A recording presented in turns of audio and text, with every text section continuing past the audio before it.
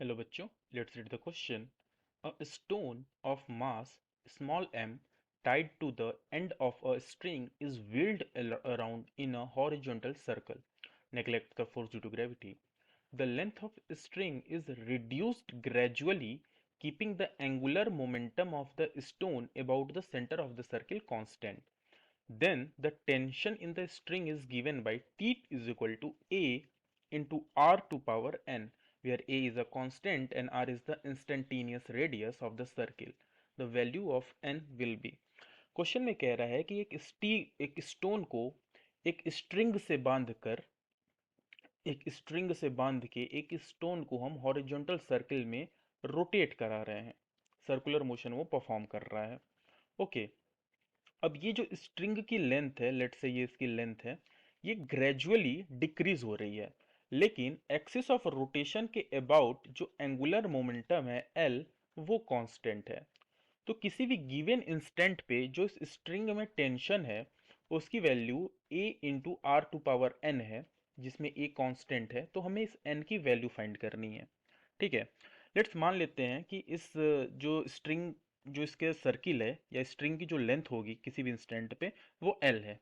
ठीक है, तो ये जो l है वो टाइम के साथ चेंज होता जाएगा, लेकिन एंगुलर मोमेंटम स्टोन का सेम रहेगा।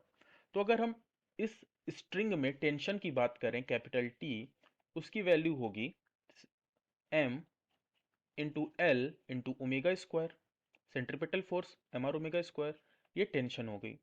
अगर हम इसका एंगुलर मोमेंटम लिखना चाहें तो एंगुलर मोमेंटम होता है आई ओमेगा के इक्वल। आई हो जाएगा m into L square into omega. ये हो गया हमारे क्वेश्चन 2। अब अगर हम 1 और 2 के बीच में ओमेगा की वैल्यू सब्स्टिट्यूट कर दें तो t की वैल्यू हो जाएगी m इंटू एल, और यहाँ से ओमेगा की जो वैल्यू हो जाएगी that will be l upon m l square into इसका होल स्क्वायर। ठीक है, सॉल्व करें तो दिस विल बी